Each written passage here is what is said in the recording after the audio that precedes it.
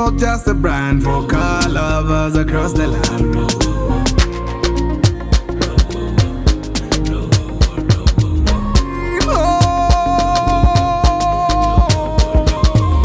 Well, not every Subaru was born to race through the gravel or shoot flames on boost.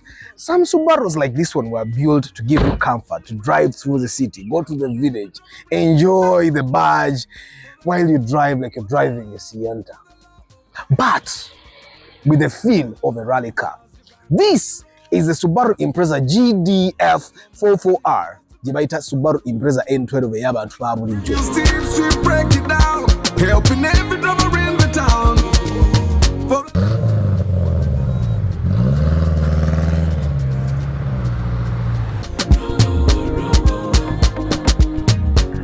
No, Subaru, it comes with the EJ15 originally, which gives you about 100 horsepower.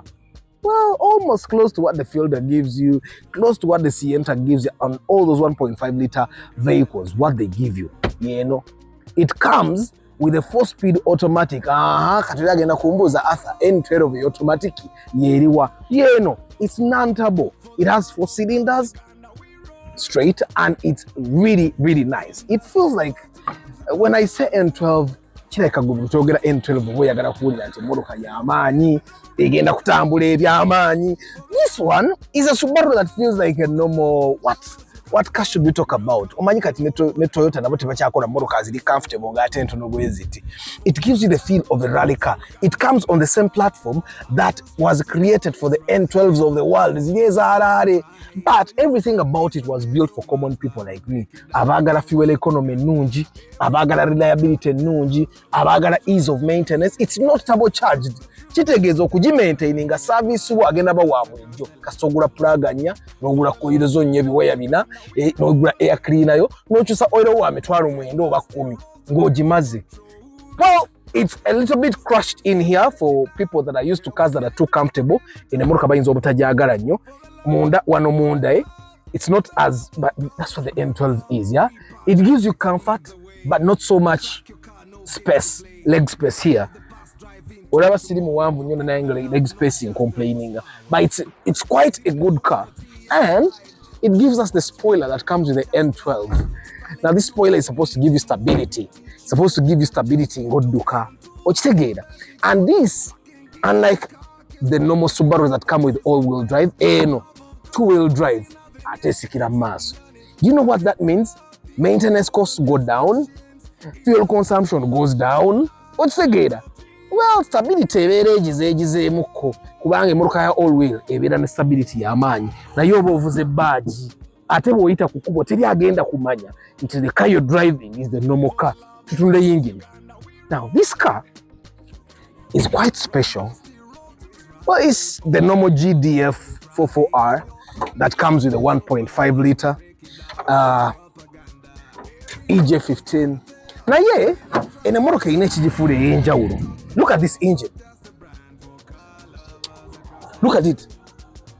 When I say EJ15, this is it, right?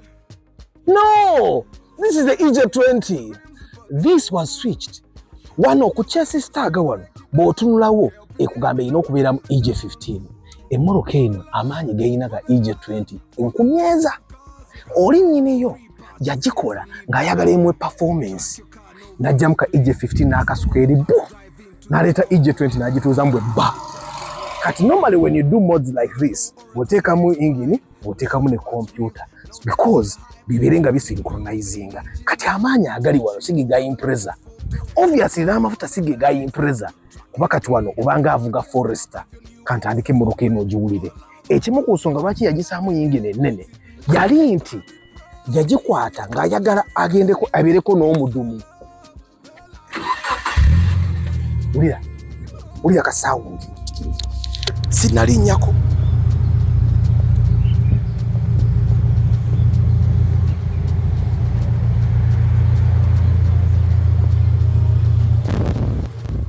Etolotoma eringa project kaya Arthur. Ate efuwa amazzi eno wansi mu exhaust bw'okwatayo.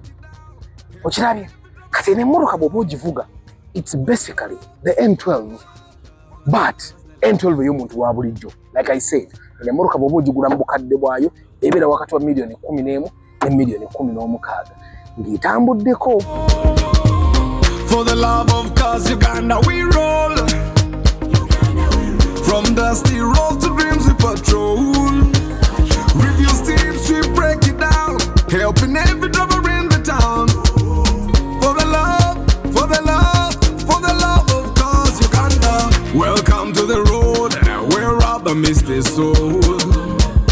For the love of cars, Uganda. The spoiler. This is something that most Subaru guys like. Even if they bought this car without a spoiler, they'll definitely put it. As a matter of fact, tuyinza okwesanga eyagigula emmotoka teyaliko spoiler eno n'agiteekako. The original EJ15 will give you about 100 horsepower, but once you switch it up n'ogiteekamu EJ20, it will be giving you about 125 to 130 horsepower. Okuyisa ku highway oba otambula n'akamotoka katono naye ng'ogobagana ne zikawundo obeera osobola okuyisa at very high speeds. Emmotoka eno eba etambula very comfortably. Eno emmotoka etuyiseeko ogiraba sisi 2,000 tuba tugigeba bulungi nnyo ng'ate tetwenyenyezza namu. Kakati katugende ku kkubo tuwulire emmotoka eno bw'etambula ate n'ebyomunda mbibalage. Sooka owulire sawuti. Wulira sawuti.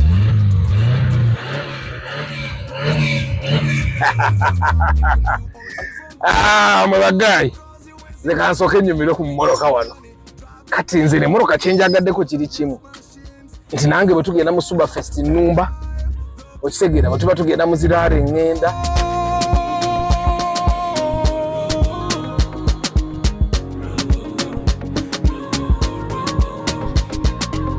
For the love of cars, Uganda we roll. From dusty road to dreams we patrol. Reviews teams we break it down, helping every driver in the town. I like the simplicity of this car. I like how comfortable it is when you're driving it. The steering feels normal, like a Toyota thingy. You know, I'm used to driving Toyotas, so it's quite comfortable.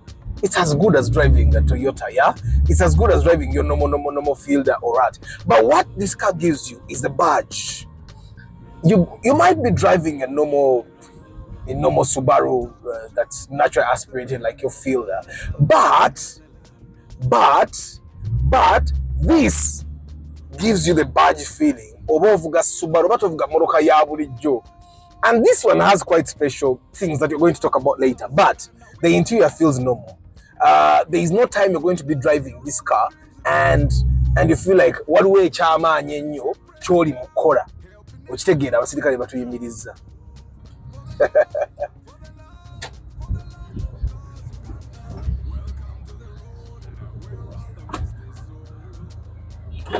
So we are done with our traffic stop. Nze omanyi we banyimiriza ate emmotoka zeevuga zibeera nzungu nnyo akuyimiza n'akusaba permit n'ogimuwanga talina kyagamba nagamba genda be on your way. So anyway, this, unlike many of the Subarus, is as comfortable as your normal sedan, okay?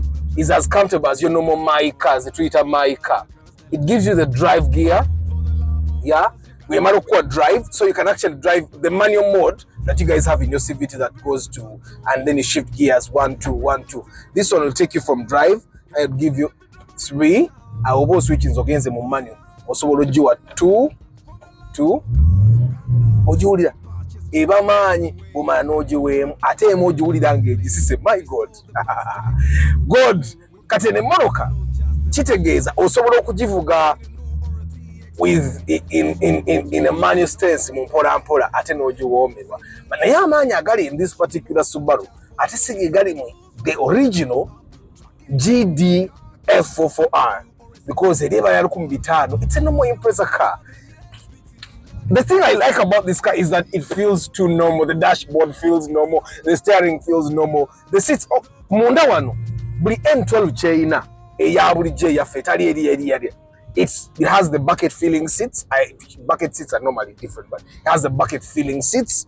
It has the normal Subaru door panels and all.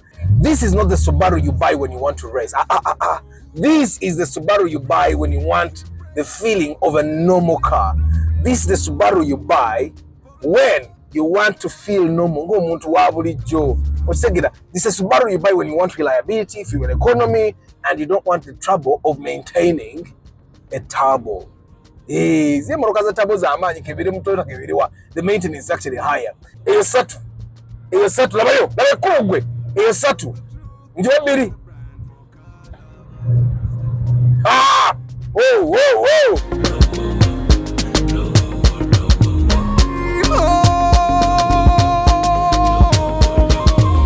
For the love of cars, Uganda, we roll.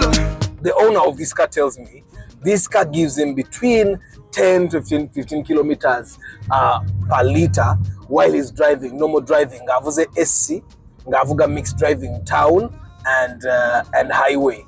Kati wabera mu kibuga nemwa between 10 and 12 kilometers per liter. That's what he tells me. The controls are very basic. You have a coin place here to keep a lot of coins. I hope the washing bag guys don't steal your money. Yeah, and then the charging ports, and then normally Subaru zija ne radio gwe kisiru, so I'm thinking kanoke yajiwa, it's even a better radio, and then a place to keep your medicines if you are on medicines. And then the AC controls are normal, and then the clock, yeah, it feels like a normal car. Basically it feels like it's not as exaggerated as some Subarus are. Which again, storage space here. You still have storage space in the doors as well. Yeah, driver side and passenger side. There's also storage there, and there's something about these. Look here. There's something about these things over Subaru. It's quite unique, and you see this thing. Design yakano kavent. Evira dira kubutala bwe moloka eno.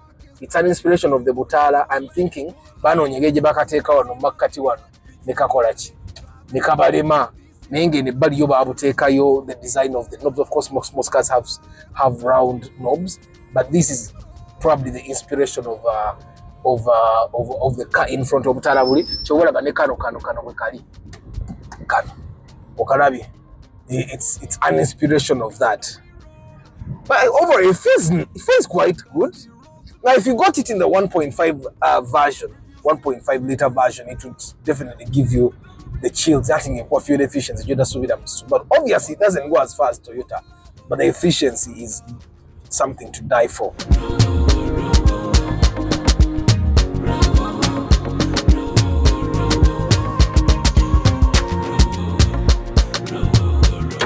So guys, that is the Subaru Impreza N12 yabantu babulijjo for you.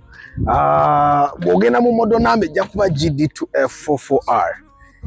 Ne moroka emanyi ate ye fuel economy. However, this one will give you even more power because the owner switched the engine from the EJ15 to the EJ20, giving it extra boost. But you see, as we have driven this car, you will understand that you don't need a turbo. You don't need a race car to always have the adrenaline that comes with driving a race car. You don't have to drive a huge car. This car is proof that you don't always need to have a turbocharger or a supercharger or even an intercooler for you to have or feel the adrenaline that comes from driving a powerful muscle car. This is a small car. Era bw'obeera kukuba kulaba ng'omuntu wa bulijjo. Kispoilo kirabe bwe kizina. Bw'otyo bw'obeera kukuba ng'obayitako. If you have enjoyed this episode, don't forget to like, subscribe, and share the video with your friends. For the love of cars, pack a last. We need a boost. We need a musinde. Mwa guy. Tujjala bagana mu episode yeddako. Gamba abadde tamanyi for the love of cars. Nti tubeerawo okubaleetera ebirungi. Bye mbadde temunnalaba wala. Nze ngenze kunyumirwa kwa Impreza.